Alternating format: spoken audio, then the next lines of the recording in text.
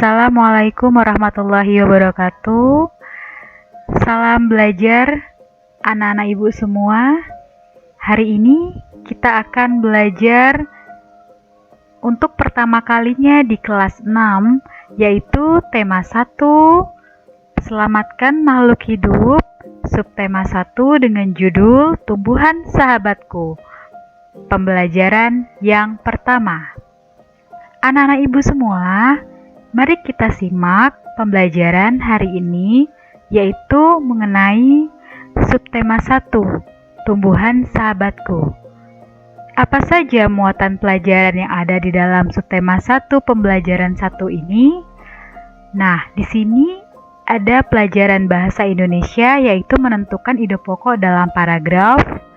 Kemudian nanti kita akan belajar mengenai perkembangbiakan generatif pada tumbuhan, muatan pelajaran IPA, kemudian persamaan sosial dan budaya antar negara ASEAN, yaitu pelajaran PPKN, dan yang terakhir, letak geografis negara Indonesia, yaitu pelajaran IPS. Perhatikan gambar berikut ini. Di sini ada makhluk hidup, itu berupa manusia, tumbuhan, hewan. Nah, hari ini di subtema 1 kita akan belajar mengenai tumbuhan sahabatku. Nah, apa saja manfaat tumbuhan bagi kehidupan manusia dan kehidupan hewan? Manfaat tumbuhan untuk manusia yaitu sebagai sumber energi, sumber makanan, sumber oksigen, pengikat air di dalam tanah. Jadi tumbuhan ini sangat bermanfaat jika air hujan dapat diserap oleh akar tumbuhan atau tanaman sehingga tidak terjadinya banjir. Kemudian sumber vitamin untuk kita sebagai manusia, kemudian peneduh dan memperindah kehidupan di bumi. Adapun manfaat tumbuhan untuk hewan yaitu sebagai sumber energi. Kenapa? Karena tumbuhan dapat menghasilkan cadangan makanan sendiri. Kalau tumbuhan dia dapat menghasilkan cadangan makanan sendiri. Sedangkan manusia dengan hewan tidak dapat menghasilkan cadangan makanan, sehingga kita harus mencari makanan itu dari hewan ataupun dari tumbuhan. Lanjut di sini. Liburan sekolah telah tiba. Edo mengunjungi pamannya di desa. Dia seorang petani jagung. Edo datang ke rumah pamannya tidak untuk berlibur saja. Edo juga ingin belajar. Ibu guru memberikan tugas selama liburan. Ibu guru ingin anak-anak memberikan laporan tentang satu hal yang menarik dan bermanfaat yang bisa dilihat selama liburan. Edo ingin mengetahui tentang tanaman jagung, terutama tentang perkembangbiakannya. Inilah laporan pengamatan Edo. Bagaimana jagung berkembang biak? Jagung merupakan salah satu tanaman yang dijadikan bahan makanan pokok di berbagai negara, salah satunya di Indonesia. Di Indonesia, penduduk Pulau Madura menjadikan jagung sebagai makanan pokoknya. Jagung merupakan salah satu tanaman penghasil karbohidrat yang sangat diperlukan oleh tubuh. Seorang petani jagung memulai pembiakan tanamannya dengan menanam biji jagung. Setelah 3-4 hari, bakal tanaman akan muncul di permukaan tanah. Tanaman jagung akan terus tumbuh menjadi besar hingga 3,5 bulan. Buah jagung dapat dipanen oleh petani. Buah jagung yang berbentuk seperti tongkol pada mulanya berupa sekuntum bunga. Bunga jagung memiliki helai-helai rambut halus pada bagian ujungnya. Pada helai rambut tersebut terdapat tepung sari. Tepung sari akan terbang terbawa angin ketika angin bertiup. Tepung sari yang terbawa angin sebagian akan jatuh di kepala putik yang terletak di bagian bawah bunga pada pohon jagung yang lain. Ketika itulah terjadi pertumbuhan. Setelah terjadi pembuahan, bunga jagung tersebut terus berkembang biak hingga menjadi buah jagung. Perkembangan itulah yang dapat diamati dari waktu ke waktu. Buah jagung akan siap dipanen ketika rambut jagung sudah berwarna kecoklatan dan bagian tongkolnya sudah mengering. Apabila buah jagung tersebut dikupas, akan akan memperlihatkan biji jagung yang kekuningan. Bagian yang dimakan oleh manusia adalah biji jagungnya. Supaya jagung tersebut tersedia sebagai bahan makanan manusia, maka petani jagung harus menanam kembali sebagian biji jagung dari hasil panen. Biji jagung yang tua dapat ditanam kembali. Dari sinilah akan dimulai lagi perkembangbiakan jagung. Nah, anak-anak ibu semua, dari teks paragraf yang telah kita baca, marilah kita tentukan ide pokok paragraf dari teks bacaan bagaimana jagung berkembang biak dengan mengisi diagram berikut. Ide pokok adalah kalimat utama yang terdapat di dalam sebuah paragraf. Kalimat utama itulah yang akan nantinya menjelaskan kalimat penjelas. Di sini paragraf 1 ditentukan kalimat utamanya, yaitu jagung merupakan salah satu tanaman yang dijadikan panen pokok di berbagai negara, salah satunya Indonesia. Paragraf yang kedua kita temukan bahwa kalimat ide pokok paragrafnya yaitu jagung dikembangbiakan dengan biji. Paragraf ketiga, pembuahan pada jagung terjadi ketika serbuk sari jatuh di kepala putik.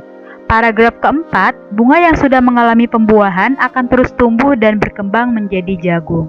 Paragraf kelima, biji jagung yang sudah tua bisa ditanam kembali dan akan tumbuh menjadi jagung. Nah, anak-anak sekalian, dari ide pokok paragraf yang telah ibu buat ini, coba anak-anak ibu cari di mana letak ide pokok paragraf ini, apakah di kalimat awal, atau di kalimat akhir, atau ada di kalimat tengah. Silakan anak ibu cari di teks bacaan yang tadi sudah ibu bacakan. Jadi bunga ini adalah tempat perkembangbiakan pada tumbuhan yang memiliki perkembangbiakan generatif. Di sini ada gambar bagian dari bunga. Ada mahkota, benang sari, kelopak, bakal biji, kemudian tangkai sari, kepala putik, tangkai bunga. Bagaimana perkembangbiakan generatif? Yang satu, perkembangbiakan generatif secara kawin terjadi melalui proses penyerbukan dan pembuahan. 2. Perkembangbiakan generatif pada tumbuhan diawali dengan penyerbukan, yaitu melekatnya atau jatuhnya serbuk sari ke kepala putik. Setelah terjadi penyerbukan, pada serbuk sari tumbuh bulu serbuk sari yang menuju ke ruang bakal biji.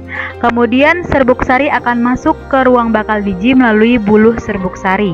Yang keempat, di dalam ruang bakal biji terjadi pembuahan, yaitu peleburan serbuk sari, sel kelamin jantan atau spermatozoid dengan kepala putik sel kelamin betina.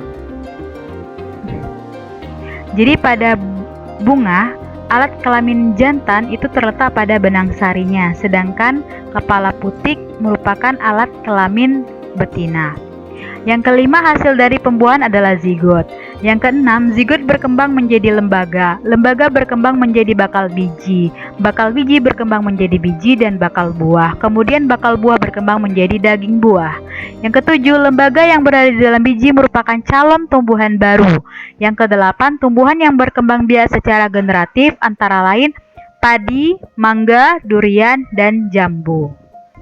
Bunga yang indah bukan hanya tumbuh di Indonesia. Negara-negara lain seperti negara tetangga pun memiliki bunga yang cantik karena kondisi geografis yang hampir sama. Bunga yang tumbuh tidak jauh berbeda dengan jenisnya. Perhatikan jenis-jenis bunga yang tumbuh di negara-negara tetangga. Bunga kembang sepatu misalnya, tumbuh di Indonesia dan Malaysia. Bunga ini sebagai pewarna. Di Malaysia, bunga kembang sepatu dinamakan dengan bunga raya dan merupakan bunga nasional. Perhatikan bunga Kamboja pada gambar di samping. Bunga ini sering digunakan dalam perlengkapan tari di Bali. Dor campa atau bunga Kamboja dapat ditemukan di Indonesia dan Laos. Di negara tersebut, bunga ini digunakan untuk dekorasi upacara keagamaan dan penyambutan tamu. Malaysia, Laos, dan Indonesia hidup berdampingan. Meskipun berbeda negara, namun ketiganya memiliki persamaan dalam kehidupan sosial dan budaya. Masih banyak negara lainnya yang memiliki kesamaan. Oleh sebab itu, mereka menggabungkan diri dalam suatu organisasi yang bernama ASEAN, yaitu Persatuan Negara-Negara Asia se-Asia Tenggara. Pendiri negara ASEAN ada 5, yaitu Indonesia, ada Malik, 2. Malaysia, Tun Abdul Razak. Yang ketiga Thailand, Tanat Khoman. Yang keempat Filipina diwakili oleh Narcisco Ramos. Dan yang kelima Singapura diwakili oleh S. Rajaratnam. Kelima negara ini adalah negara-negara pendiri organisasi ASEAN. Kita baca tentang ASEAN. ASEAN menjawab kebutuhan hidup bertetangga. Kamu pasti pernah merasakan nyamannya hidup bertetangga. Hal ini terasa saat semua keluarga saling mendukung, saling membantu, dan bekerja sama. Kenyamanan dalam bertetangga perlu diwujudkan karena tiap keluarga memiliki kepentingan yang sama. Hal itu juga yang mendasari terbentuknya ASEAN. ASEAN adalah sebuah organisasi internasional yang beranggotakan negara-negara di kawasan Asia Tenggara. Negara-negara ini bersatu karena adanya persamaan letak geografis dan kemiripan budaya. Kepentingan yang sama dalam memajukan pertumbuhan ekonomi, sosial, budaya, serta menjaga keamanan kawasan menjadi dasar pertimbangan para tokoh-tokoh dunia pendiri ASEAN. Pada tahun 1967, ASEAN berdiri atas dasar Deklarasi Bangkok. Saat itu, tokoh-tokoh dari 5 negara yang terlibat dalam diskusi menjadi pencetus dan pendiri organisasi ini. 5 negara yang menjadi anggota pertama ASEAN di tahun 1967 seperti yang Ibu sebutkan tadi ada Indonesia, Malaysia, Thailand, Singapura, dan Filipina. ASEAN harus dapat memberikan manfaat bagi semua anggotanya. Untuk itu berbagai kerjasama dikembangkan untuk memajukan kesejahteraan semua anggotanya. Kerjasama di bidang ekonomi, sosial, budaya, serta politik dikembangkan demi kemajuan semua anggota. Manfaat yang dirasakan oleh anggota-anggota ASEAN membuat semakin banyak negara yang kemudian bergabung dengan organisasi ini.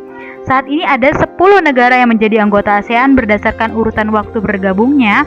Negara anggota ASEAN tersebut adalah 5 negara pendiri tadi, kemudian Brunei Darussalam bergabung pada 7 Januari 1984, Vietnam bergabung pada tanggal 28 Juli 1995, Laos dan Myanmar bergabung pada tanggal 23 Juli 1997, dan Kamboja bergabung pada tanggal 30 April 1999.